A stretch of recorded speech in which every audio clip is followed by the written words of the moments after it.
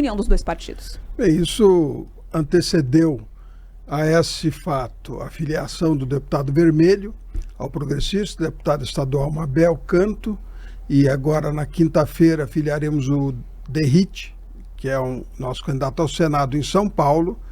Então há uma movimentação dos partidos na atração de lideranças. Aqui no Paraná são 14 deputados estaduais, filiaremos ainda mais deputados estaduais e 6 deputados federais. Nós somos a maior bancada federal do Progressistas no Brasil. Paraná com 6, depois alguns outros estados com 4 deputados. Eu sou tesoureiro do Diretório Nacional e a federação não tem um fundo eleitoral, o fundo é dos partidos, então continuaremos nessa responsabilidade da distribuição dos recursos em todo o país. É importante para o Paraná, porque formamos uma grande força política aqui, e importante para o Brasil. É um novo paradigma. Essa federação vai mudar o tabuleiro político, né, Rafa e Carlos, em todo o Brasil, e no Paraná não é diferente. Nós não tivemos a presença do senador Sérgio Moro, que estava em viagem, não houve nenhum início de diálogo com ele ainda. Ele tem lá, dentro do União Brasil, um pedido de intervenção para tirar o Francisquinho da presidência, tem uma desavença entre o União Brasil. Nós, do Progressistas, somos um lado que tem uma unidade muito forte, uma organização, uma liderança da deputada Maria Vitória e da governadora Cida Borghetti, que é o nosso quadro mais destacado da política do Paraná.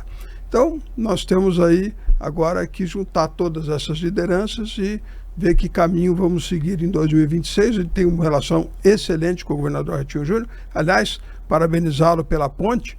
A governadora Cida Borghetti, em maio de 2018, é que contratou o EVTEA, Estudo de Viabilidade Técnica, Econômica e Ambiental da ponte de Guaratuba, e ele, como disse aí, continuou a burocracia até que pôde realizar a obra.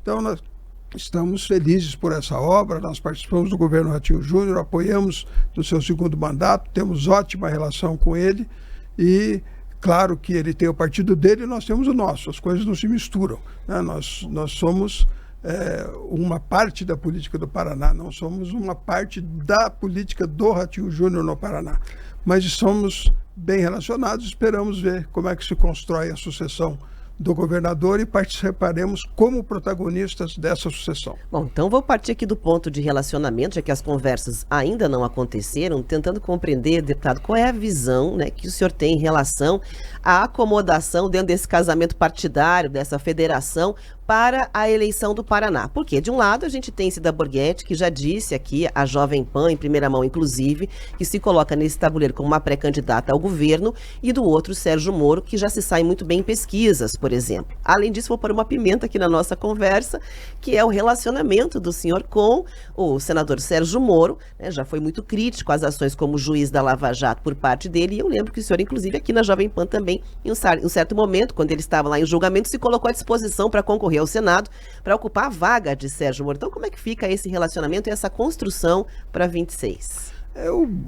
Eu continuo crítico da conduta do Sérgio Moro como juiz. Ele não é mais juiz, é senador do Paraná, não foi cassado, agora está na nossa mesma federação.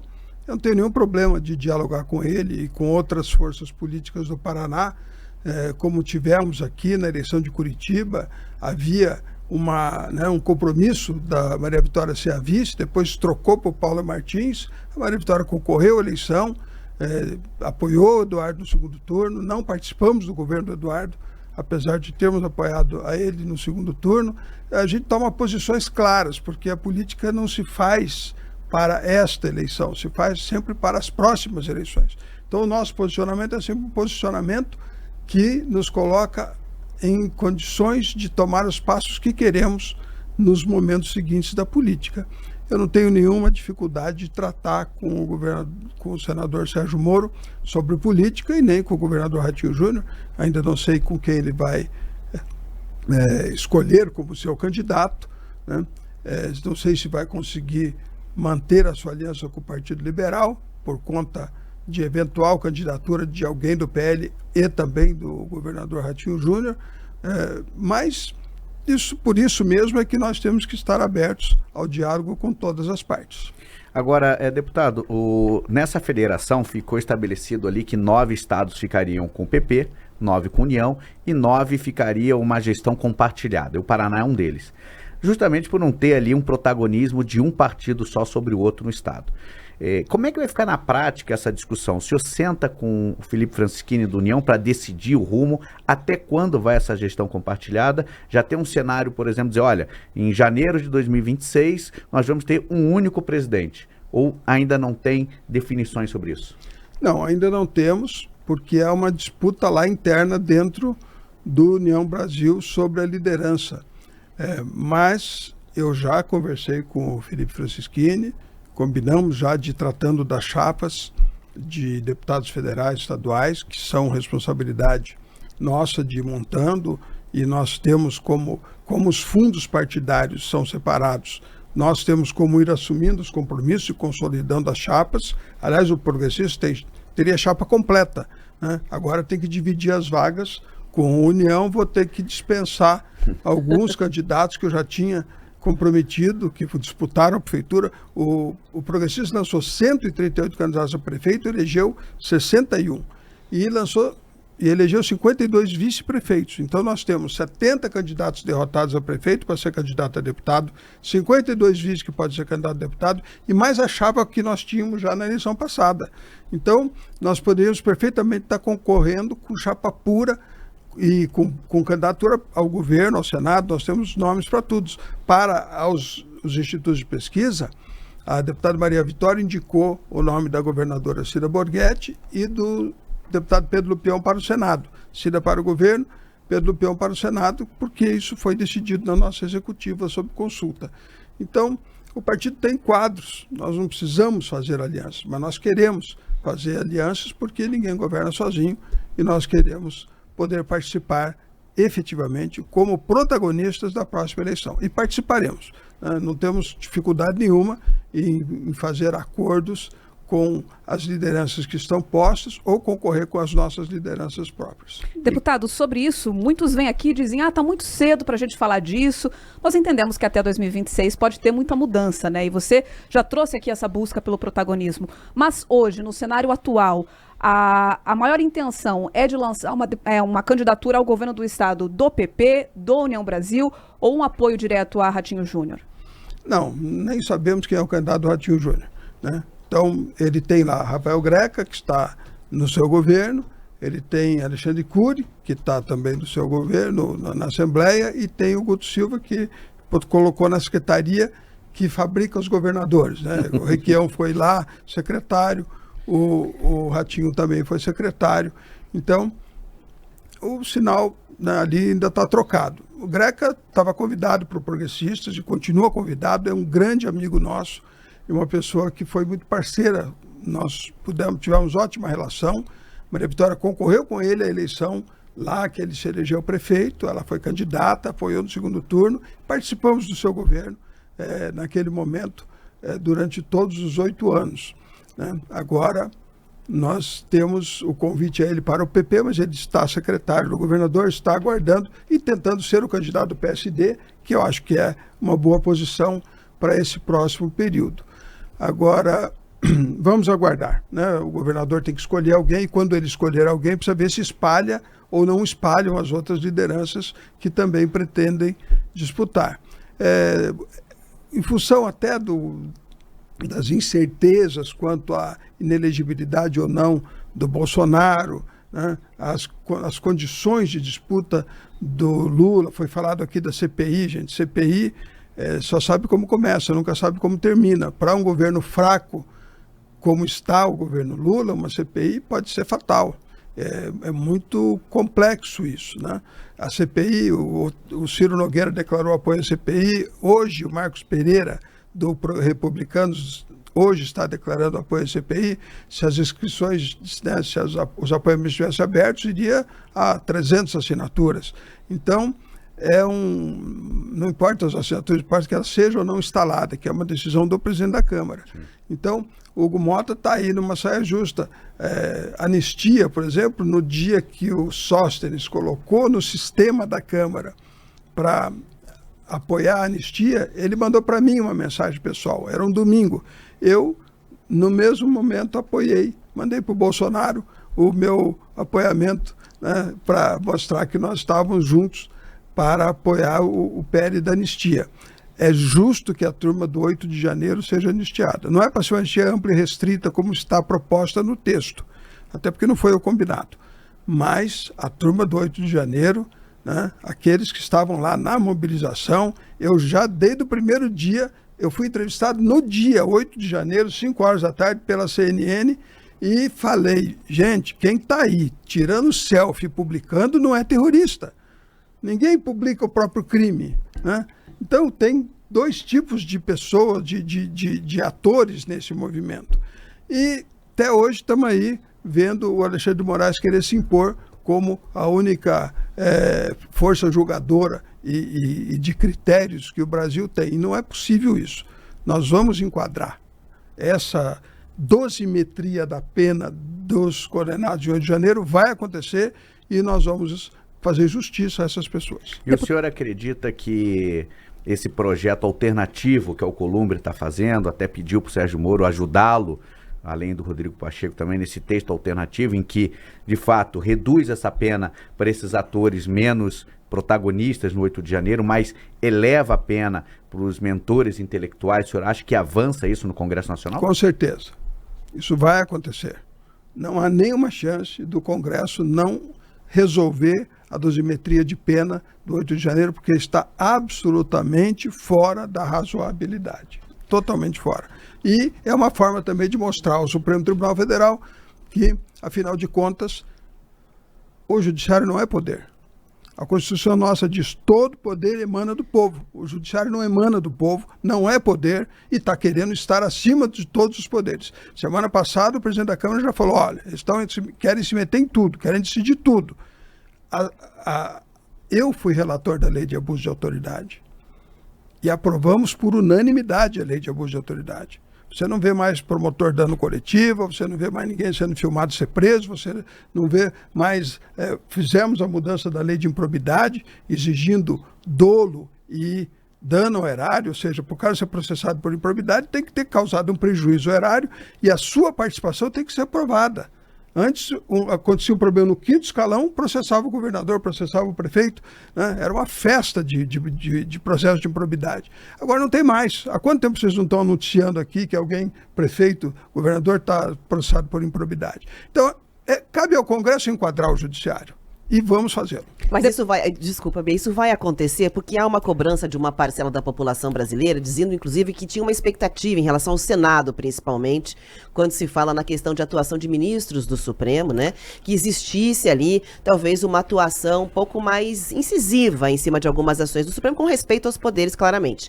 Mas isso será possível, ou a configuração eleitoral do ano que vem, talvez, permita, a partir dessa composição, uma formação mais de direita, que venha com essa intensidade? Qual a leitura que o senhor tem sobre isso? O projeto da lei de abuso de autoridade ficou anos vagando pelo Congresso. Para que ele fosse aprovado, quem nos ajudou? O Judiciário. Ele foi passando do ponto, até que chegou um momento em que nós convencemos as lideranças que era necessário tomar uma medida. Você está falando de impeachment de ministro do Supremo. Impeachment do ministro do Supremo é prerrogativa do presidente do Senado. Não é da maioria do Senado. Só o presidente do Senado pode abrir o impeachment de ministro supremo e só o presidente da Câmara pode abrir o impeachment do presidente da República. Então, não basta ter a maioria do Senado para ter um impeachment de ministro supremo. A gente nem quer estressar tanto assim a relação com o judiciário. Mas, ao mudar a decisão do ministro Alexandre sobre a dosimetria das penas que foram dadas em 8 de janeiro, fazer o Supremo recuar ao seu lugar, nós já estamos dando um sinal de que as coisas precisam ser ajustadas. E se o Supremo insistir em continuar passando do ponto, ele criará o clima necessário para tomar uma aprovação de uma medida mais efetiva de equilíbrio e harmonia entre os poderes, que é o que diz a Constituição. 3 poderes harmônicos entre si, trabalhando a favor do Brasil e de forma independente. O Supremo quer se meter em tudo. Tudo ele quer ter a última palavra. Está errado. Ele tem que ter a humildade de, quando recebe uma ação do PSOL discutindo uma decisão da Câmara, ele fala, ó, isso é prerrogativa do Legislativo, arquive-se. Resolvam lá vocês. Né? Ó, a Dilma queria nomear o Lula ministro. Isso é prerrogativa do Executivo. Resolvam lá vocês. Eles não têm que se meter em tudo, porque não foram chamados para isso. Não é esse o seu papel na Constituição. Deputado Ricardo Barros, ao vivo com a gente aqui no Jornal da Manhã Paraná. Nós vamos fazer uma pausa rápida na FM, mas vamos continuar com essa conversa lá no canal do YouTube, no Jovem Pan Grupo RIC, onde a gente não para. Jornal da Manhã, Paraná.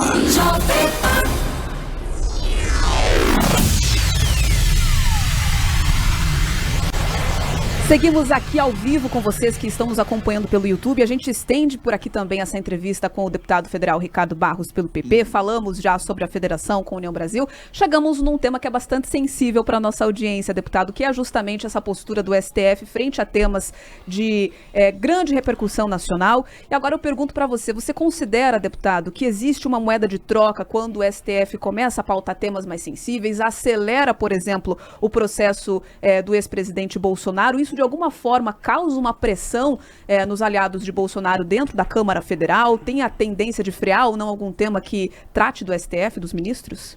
Bom, o STF condena e descondena, né? Então, o que quer dizer isso? Que no Brasil o passado é incerto, né? Devia ser o futuro incerto, mas não, no Brasil o passado é incerto. Até o passado é incerto no Brasil. Até o passado é incerto. Então, por exemplo, a inelegibilidade do Bolsonaro, por causa daquela reunião de ministros, de embaixadores, aquela não prospera. Mas não prospera por quê? Porque o TSE, o Tribunal Superior Eleitoral, ele troca de quórum a cada 2 anos. Né? Mudam os ministros do STJ que estão lá, mudam os ministros do Supremo que estão lá, mudam os representantes da advocacia. Então, quem julgará o recurso sobre aquela inelegibilidade no ano que vem, com a presidência do Cássio Nunes, a vice-presidente do André Mendonça no TSE, são outras pessoas. Então, o resultado pode ser outro do julgamento. Mas no STF, não. Quando Bolsonaro for condenado ou não neste assunto do golpe, o recurso vai ser aos mesmos ministros. Então, dependendo da forma como o Supremo se comportar, né? Eu era líder do Bolsonaro e declarei o seguinte: só prenderam Lula para tirá-lo da eleição. E ninguém puxa a minha orelha, porque eu estou falando o que é verdade, né? E agora querem condenar, deixar o Bolsonaro inelegível para tirá-lo da eleição. Simplesmente assim. Então, depois, num outro momento, você pode achar que isso não era uma boa ideia. Então vamos descondenar o Bolsonaro, porque agora, puxa, não deu certo o nosso plano. Entendeu? O Supremo pode ficar escolhendo quem vai governar o Brasil. O povo tem o direito de escolher quem vai governar o Brasil, né? É esse que é o problema. E como é que fica agora na federação? Porque o PL não quer nem ouvir falar desse texto alternativo do Alcolumbre. E agora o senhor vai fazer parte dessa federação com o Alcolumbre. Como é que fica essa relação com o Bolsonaro? Porque anistia, né? Esse projeto, ele tende talvez a aumentar a pena de Bolsonaro. Olha, é isso que eu estou falando. O jogo aí não está, os coitadinhos do 8 de janeiro lá, não estão um pouco se lixando para eles, estão olhando só para a sucessão presidencial, só para o Bolsonaro. A relação do Lula com o judiciário, que também era para ser uma relação de submissão absoluta, porque o Supremo pensa que o Lula virou empregado dele. Ó, filho, você estava preso, nós te tiramos da cadeia. Você me deve. Nós te liberamos para disputar a eleição. Nós tiramos todos os comerciais do Bolsonaro a última semana inteira da campanha. Só você, com todos os comerciais teus e os do Bolsonaro, conseguiu ganhar a eleição. Então, você tem que ser nosso funcionário agora, só faz o que a gente quer. Mas não é assim que funciona, né? Porque o poder executivo é outro poder. E aí começou também já a não ser tão lua de mel a relação do Lula com o judiciário. Então não dá para saber, são personas, né? O Supremo deixou de ser uma instituição para ser um conjunto de personas, como os deuses gregos, né? O da beleza, o da braveza, né? Ali está um negócio interessante. Mas a gente precisa entender que está muito imprevisível para nós, brasileiros, como o Supremo se comporta. Deputado, nas desculpa decisões. te interromper, que a gente já vai retomar para a FM a nossa conversa também. Tá. Vamos para lá.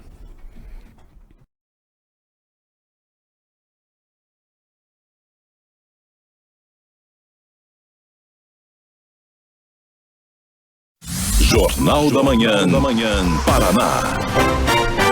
Agora 7h58. Repita. 7h58, seguimos ao vivo aqui com o deputado federal Ricardo Barros, do PP, no Jornal da Manhã Paraná. Rafaela Moron com a pergunta. Eu queria só compreender o ponto de vista a respeito do que a gente trouxe ao longo desse jornal e que deve se concretizar como esse modelo de equilíbrio de poderes quando a gente percebe uma força crescente e consolidada da Câmara dos Deputados em comparação com o Executivo. Os ministérios já foram muito mais desejados, não são. O governo sofre um momento muito ruim de reputação. O senhor acredita que esse deve ser um sistema que deve prosperar, digamos, com essa força concentrada dentro do Congresso, quando você tem até deputados que apoiam o governo votando contra o governo, por exemplo? A polarização impede que qualquer partido tenha unidade de votação. Os do Norte, deputados do Norte e Nordeste, votam com o governo. No nosso partido, 12 já se elegeram no palanque do Lula, 20 votam com o governo e 32 votam contra. Porque são, no nosso ambiente aqui do Paraná, por exemplo, não dá para ser governo. Mas lá no Maranhão dá para ser governo. O ministro nosso é do Maranhão, o ministro Fufuca. Então, o PL entrega 20 votos a favor do Lula nas votações. E é o partido do Bolsonaro, da oposição. O Kassab tem 3 ministérios, não entrega todos os votos. Né? O União Brasil tem ministério, não entrega todos. Por quê? Porque a base do parlamentar não permite que ele seja aliado ou oposição ao governo. Então isso não vai acontecer mais. Cada partido vai ter as suas divisões. A polarização é um problema muito sério na política do Brasil. É horrível para nós, porque a gente tem que defender o Brasil, não tem que defender regiões do Brasil. Mas ela está estabelecida e interessa tanto ao Lula quanto ao Bolsonaro mantê-la. Então, vamos tentar uma solução que leve o Brasil para o centro, para aquilo que pensa o país, as pessoas, e não a polarização. E essa união progressista, essa nova federação, vai entregar mais votos em Brasília para Lula ou para a oposição? E aqui é o governo do Estado, como é que fica a relação? Nada muda com o Ratinho Júnior?